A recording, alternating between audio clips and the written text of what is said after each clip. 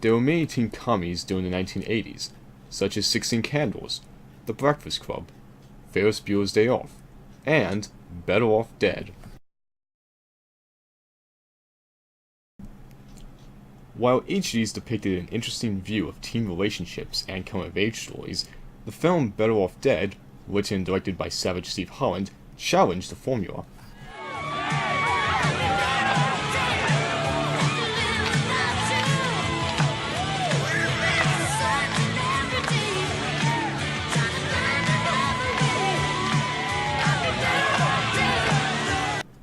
It may seem like a typical high school story. A guy thinks his life is over after getting dumped by his girlfriend of 6 months. 6 months. 6 months and she just dumps me for him. And then decides to win her back from her new boyfriend, who happens to be captain of the ski team. However, Drew has some of unusual characters. Hold on, wait a minute, wait 1 second, I think I'm onto something here. This is pure snow! It's everywhere! Have you any idea what the street value of this mountain is? Use of surreal humor and imaginative comedy techniques, Better Off Dead takes what could be an ordinary situation and turns into something out of this world. To contribute to its distinctive style, together with the main character, Lane Meyer, played by John Cusack, the film contains a variety of interesting side characters. There's Lane's friend, Charles the Mall, who inhales just about anything. His dorky neighbor, Ricky, who continuously snorts nasal spray. Ricky's mom, who seems to think that the French foreign exchange student staying with him is an idiot. That's a Christmas present. You have Christmas in France? Christmas. Christmas. The menacing pale boy Johnny, who keeps pestering him to be paid his $2. Johnny. 4 weeks. 20 papers, that's $2 plus tip. Gee, Johnny, I don't have a dime. Sorry. Didn't ask for a dime. $2. Cash. The Asian brothers, who are always challenging him to a car race, and one of whom talks like the sports announcer Howard Cosell. What do they want? They want a race. Lane Meyer, the kid from Green Bay. His math teacher, who gets too involved with his students. His mailman, who goes through people's mail. And his parents, who have their own eccentric traits. Lane's mom can't cook, and basically acts like she's just not all there. What is that? It's bacon. I know it's bacon, honey. What have you done to it? You said you didn't like all the grease from fried bacon, so I boiled it. His dad leads Ute and the drug explosion and attempt to understand him. Come on, Lane. Mellow off. Man, it's a brand new year. I understand there's New Year's Eve dance at your school. You kids love this disco thing. Disco? Come on, Dad. You are really bringing me over, man. The film achieves a cartoony effect through its use of surreal humor to create comedy that is absurd and unpredictable. Some of these scenes are more subtle, such as when Lane receives microwavable TV dinners for Christmas, instead of the stereotypical Lane gift of socks. Now, open this one next. I remembered how much you like the chocolate nut brownie in this one. And look, corn and seasoned sauce. Huh? He likes corn.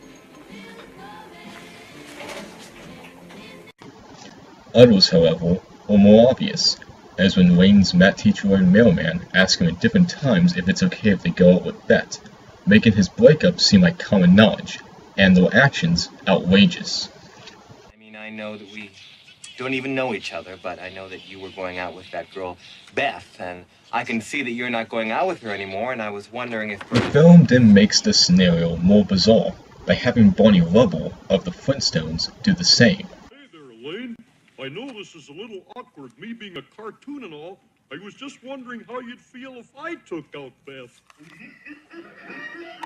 Additionally, many of the situations Wayne gets involved in are random and nonsensical, such as when he is in his car at a stoplight, and out of nowhere, the Asian brothers drive up beside him and challenge him to a race. Truly a sight to behold. The man beat the once great champ, now a study in muffishness. No. Even the recurring joke of the paperboy remains amusing, due to the variety of unexpected ways he demands to be paid his $2. I want my $2!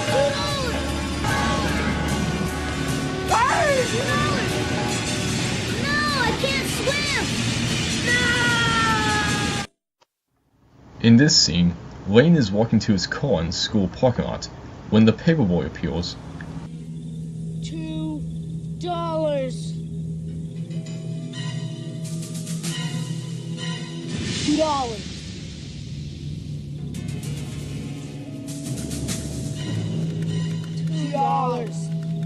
Causing a drastic shift in tone, similar to that of a horror film, but with a comical effect.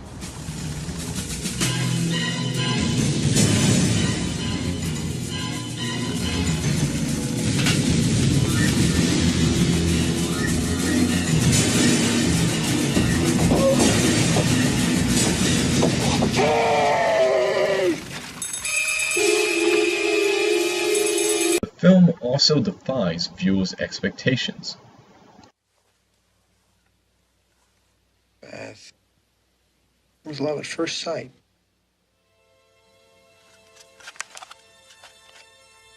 In the flashback sequence showing the first time Wayne met his girlfriend, instead of the anticipated romantic first encounter, it turns to an unusually awkward moment.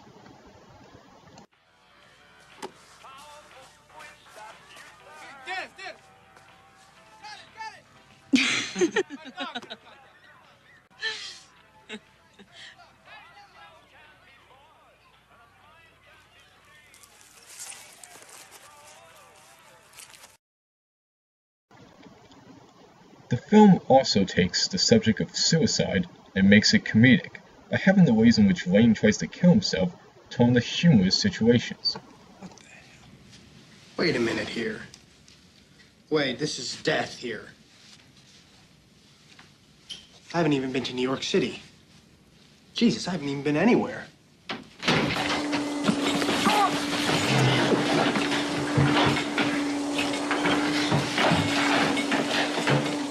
Surreal humor is again explored when he draws a picture depicting his animosity towards his rival. His drawing turns into an animation to show what he would like to do to him, causing any sense of reality to again be diminished. The situation gets even more abnormal when the cartoon version of Beth starts talking to him. What'd you go and do that for? That's sick. Sick? Beth, I love you. This kind of humor is also seen when Wayne gets a job as a cook. While it may be normal to see a teen working a fast food job in these types of films, Better Off Dead takes this scenario and unexpectedly turns it into this. Everybody wants some.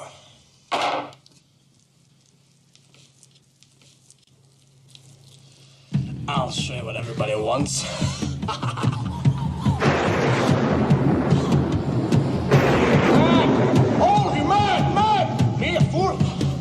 Depicting Wayne as a mad scientist, creating hamburgers that come to life.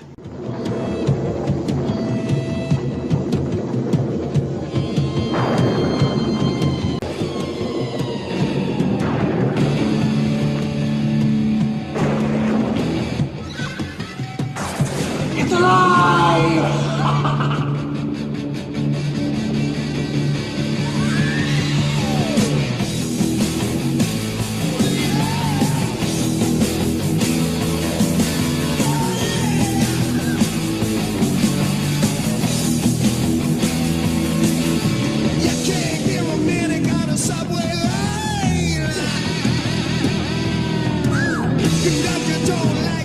Wasting your time,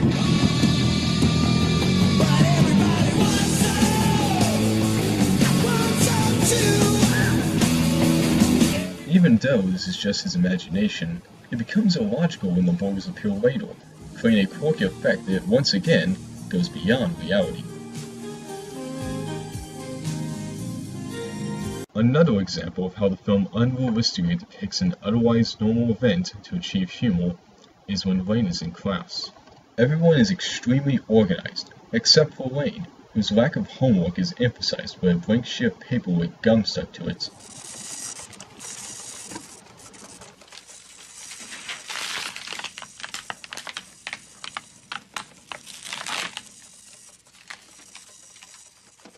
Oops. The film creatively uses visual humor to exaggerate a characteristic or scene in order to reveal aspects about the character or to express emotion. Raisins in it. You like raisins. There is still one more thing I would like to... For instance, to show how bad Lane's mom is at cooking, extreme visual gags are used to make her food look strange and inedible. The mystery car. Thank you, honey. To demonstrate how obsessed he is with his girlfriend, Lane has her picture everywhere, even in his closet. By embellishing these details with absurdity and unpredictability, the character's actions become even more amusing. Such as in this scene, when Lane turns on the car radio, only to hear a series of breakup songs.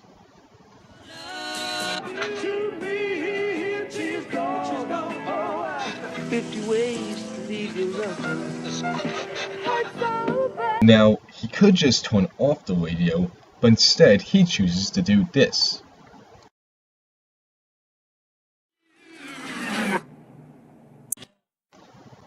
An interesting technique is the film's subtle use of weird visual details. Going back to the classroom scene, viewers can see a jar on the desk. While nothing is said about it, and it is never mentioned again in the film, the mystery of what is in the jar and why Charles has it makes his character more unusual. Technical aspects, such as camera angles, framing, sound effects, and music, also heighten certain moments and enhance the film's comedic effect. In the classroom scene, where Lane is at the chalkboard, his uneasiness about standing in front of the class is intensified and expressed by this sound effect.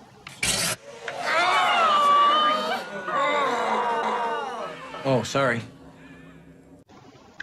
And again, with this high-angle shot using a wide-angle lens to exaggerate the size of the board and to give the sense that he has a huge task ahead of him. Though he thinks he's in trouble when the teacher wants to talk to him, the close-up of Wayne's eye, together with the abrupt sound, illustrates the shock he feels.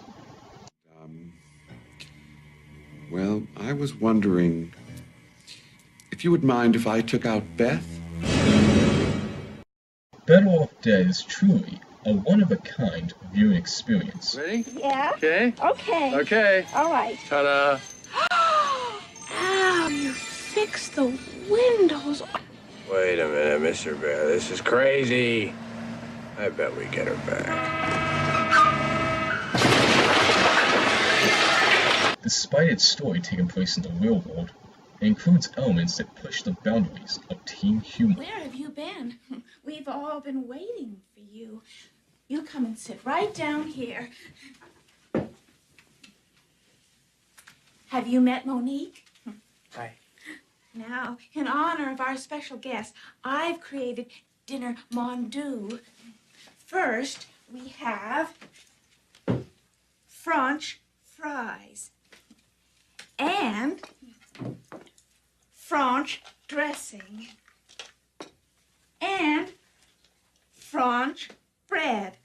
And to drink, ta-da, Peru. Through the use of ingenious comedy techniques and amusing character portrayals, writer and director Savage Steve Holland takes the film to its full potential, making virtually every scene bizarre and unforgettable.